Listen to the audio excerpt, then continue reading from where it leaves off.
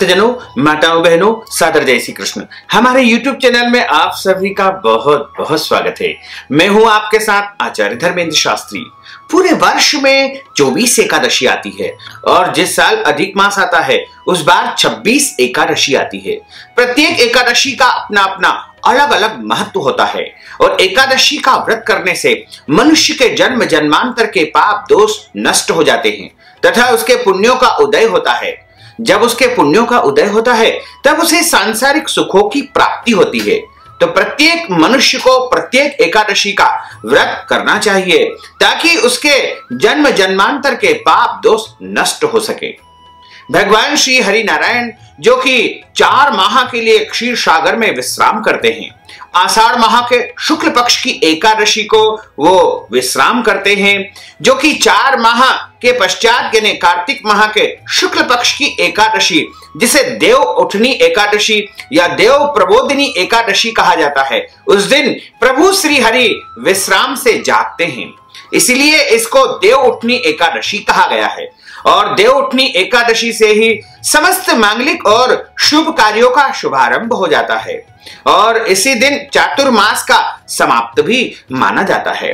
तो इस दिन के बाद से आप प्रत्येक शुभ और मांगलिक कार्यक्रम संपन्न कर सकते हो। इस बार एकादशी को लेकर के विभिन्न पंचांगों में अलग अलग मतभेद बताए हैं। कुछ पंचांगों में 25 नवंबर 2020 को देव उठनी एकादशी बताई है, वहीं कई पंचांगों में तथा वैष्णव मत के अनुसार 26 नवंबर 2020 को देव उठनी एकादशी बताई गई है। वैसे जो एकादशी का व्रत करना चाहिए वो कभी भी दशमी युक्त एकादशी का व्रत नहीं करना चाहिए, यानी जिस एकादशी को 45 या 55 घटी दशमी स्पर्श करती है उस एकादशी का व्रत नहीं करना चाहिए और जिस एकादशी में द्वादशी का थोड़ा सा भी जो है सम्मिलन हो उसी एकादशी का व्रत करना चाहिए। हमेशा एकादशी का जो व्रत किया जाता है वो द्वादशी युक्त एकादशी ही सर्वोत्तम मानी गई है। वैसे तो स्मार्त मत के अनुसार दशमी युक्त एकादशी का व्रत किया जाता है, वहीं वैष्णव मत के अनुसार द्वादशी युक्त एकादशी का व्रत किया जाता है। इस बार एकादशी को लेकर के कुछ भ्रमपूर्ण स्थिति निर्मित हो चुकी है, लेकिन हम आपको स्पष्ट कर दें कि इस बार एकादशी तिथि का जो प्रारंभ होगा यानी 24 और 25 नवंबर की रात को 4:06 तक दशमी तिथि रहेगी। उसके बाद से एकादशी तिथि प्रारंभ हो जाएगी, जो कि 25 और 26 नवंबर की सुबह 5:50 पर एकादशी तिथि समाप्त होगी। अब आप कहेंगे कि उदया तिथि के अनुसार तो 25 नवंबर को ही एकादशी है, लेकिन इसमें कुछ मतांतर जो है धर्म ग्रंथों और पुराणों में बताया है। निर्णय सिंधु और धर्म सिंधु जो कि हमारे धर्मों के तथा व्रत त्योहारों के निर्णय करते हैं, उनमें लिखा हुआ है कि कुछ मतों के अनुसार 45 घटी या 55 घटी दशमी का स्पर्श हो उस दिन एकादशी का व्रत नहीं करना चाहिए। हालांकि आप देव उठनी एकादशी का जैसे यदि आप तुलसी विवाह करना चाहते हैं तो वो कार्य आप संपन्न कर सकते हैं। 25 नवंबर को आप देव उठनी एकादशी का उत्सव मना सकते हैं, तुलसी विवाह कर सकते हैं, भगवान शालिग्राम का पूजन अर्चन कर सकते हैं तथा देव उठाने का कार्य भी इस दिन आप संपन्न कर सकते हैं। चूंकि इस दिन 45 घटी से अधिक जो है दशमी तिथि का वैध एकादशी में हो रहा है, इसलिए आपको 26 नवंबर 2020 को ही एकादशी का व्रत करना चाहिए। उस दिन 5:50 सुबह तक एकादशी रहेगी, उसके बाद द्वादशी तिथि प्रारंभ हो जाएगी। क्योंकि उस दिन द्वादशी युक्त एकादशी है, इसलिए वैष्णव मत के अनुसार आपको 26 नवंबर 2020 को ही एकादशी का व्रत करना चाहिए।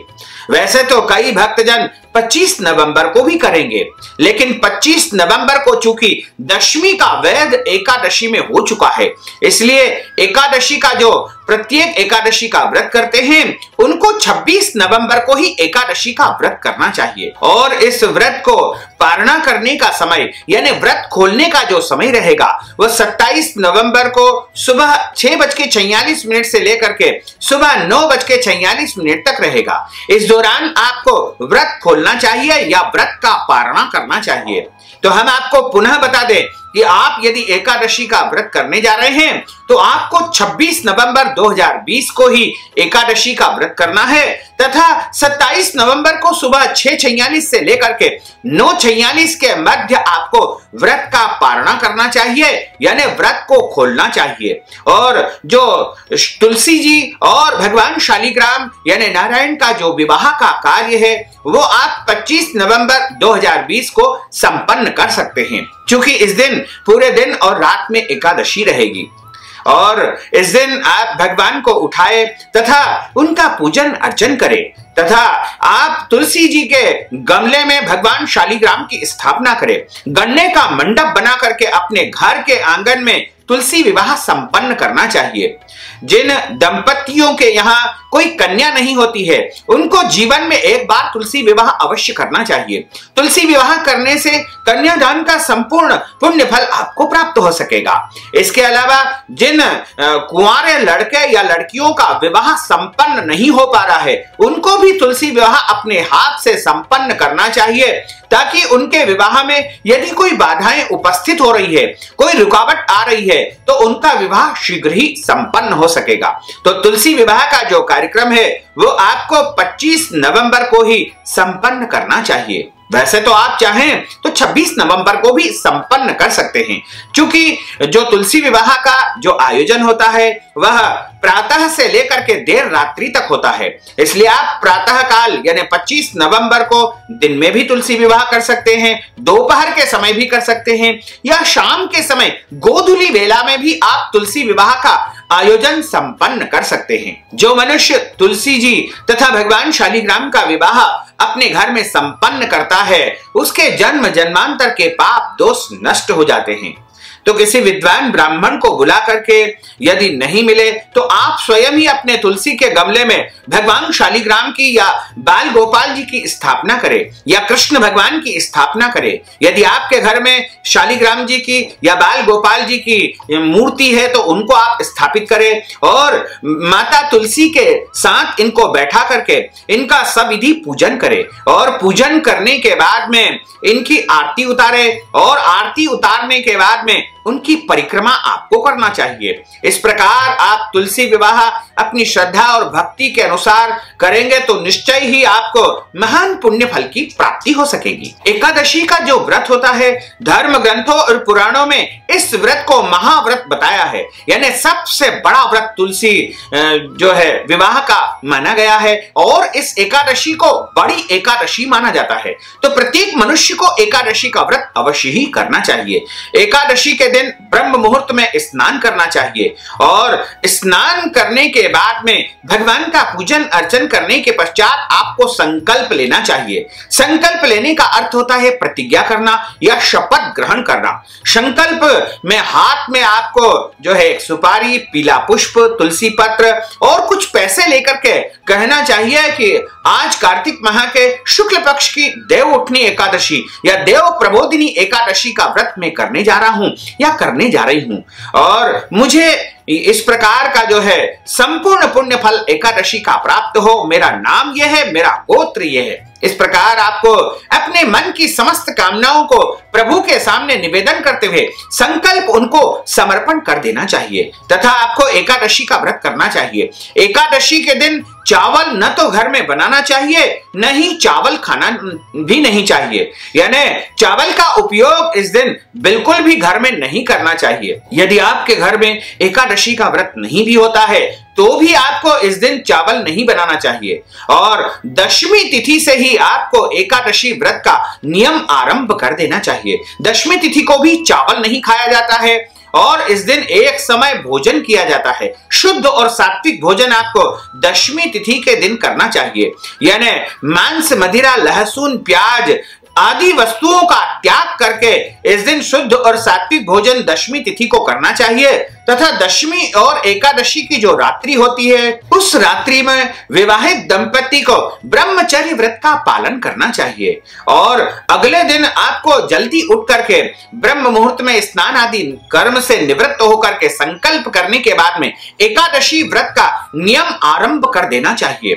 और इस दिन आपको ध्यान रखना चाहिए कि किसी भी याचक या भिखारी का दिल नहीं दुखाना चाहिए। घर में आए हुए किसी भी मांगने वाले को खाली हाथ नहीं लौटाना चाहिए। जो भी आपकी श्रद्धा भक्ति हो उसके अनुसार आपको दान पुण्य अवश्य करना चाहिए। इसके अलावा एकादशी के दिन क्रोध नहीं करना चाहिए, विवाद नहीं करना चाहिए, लड़ाई झगड़ा आपको एकादशी के दिन बिल्कुल नहीं करना चाहिए। एकादशी के दिन आपको पेड़ पौधों को काटना नहीं चाहिए। एकादशी के दिन आपको बिल्कुल भी जो है झूठ नहीं बोलना चाहिए। एकादशी के दिन देवताओं की, धार्मिक ग्रंथों की, शास्त्रों की, ब्राह्मणों की, साधु संतों की और बौद्ध भिक्षुओं की निंदा बिल्कुल नहीं करना चाहिए।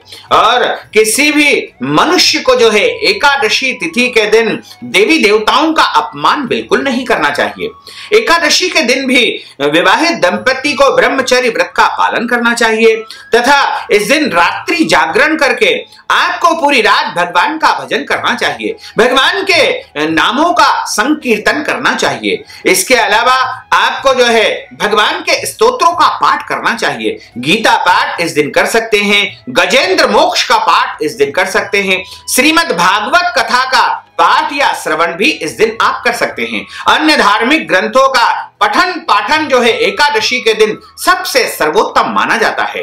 और एकादशी के दिन किसी भी मनुष्य को अन्न का सेवन नहीं करना चाहिए। यदि कोई स्त्री मासिक धर्म में आ जाती है तो उनको व्रत तो करना चाहिए, अन्न का सेवन नहीं करना चाहिए, लेकिन भगवान का स्पर्श तथा पूजन उनको नहीं करना चाहिए। यदि कोई रोगी व्यक्ति है, कोई स्त्री पुरुष यदि किसी बीमारी से पीड़ित है तो वो फलाहार करके यानी फल और दूध लेकर के इस व्रत का पालन कर सकते हैं और नमक का सेवन कर सकते हैं। इसमें फलाहारी नमक का ही उपयोग करना चाहिए। सर्वोत्तम फलाहार यदि कोई माना गया है तो वो गाय का दूध और उससे बनी हुई वस्तुओं का उपयोग करना चाहिए तथा फल जितने भी प्रकार के शुद्ध और सात्विक फल हमारे धर्म ग्रंथों और पुराणों में बताए हैं उनको आप एकादशी के फलाहार में उपयोग कर सकते हैं। और इस दिन आपको पूरा दिन भगवान का भजन कीर्तन करते हुए आपको व्यतीत करना चाहिए। जो मनुष्य एकादशी का व्रत करता है उसे सेविंग नहीं करवाना चाहिए, दाढ़ी कटिंग नहीं करवाना चाहिए। इसके अलावा उनको जो है शरीर के अंग के कोई भी बाल नहीं कटवाना चाहिए। महिलाओं को जो ब्यूटी पार्लर में जाकर के आईब्रो आदि इत्यादि कार्य करवाती है उनको भी एकादशी के दिन यह कार्य नहीं करना चाहिए। और एकादशी का पूरा दिन भगवान के स्मरण में, भगवान के कीर्तन में, भगवान के भजन में आपको व्यतीत करना चाहिए। इस प्रकार से, इस विधि से यदि आप एकादशी का व्रत करेंगे तो निश्चित तौर से आपको महान पुण्य फल की प्राप्ति होगी और आपके जीवन के जन्म जन्मांतर के पाप दोष नष्ट हो जाएंगे और आपके पुण्यों का उदय होगा। जब आपके पुण्यों का उदय होगा तब आपको सांसारिक सुखों की प्राप्ति होगी। जो मनुष्य एकादशी का व्रत करता है उसको कथा भी सुनना चाहिए, क्योंकि जो मनुष्य कथा सुनेगा तभी एकादशी का उसे पुण्य फल प्राप्त हो पाएगा। यदि एकादशी का व्रत नहीं भी करते हैं और कथा का श्रवण यदि आप कर लेंगे तो आपको एकादशी का संपूर्ण पुण्य फल प्राप्त हो पाएगा।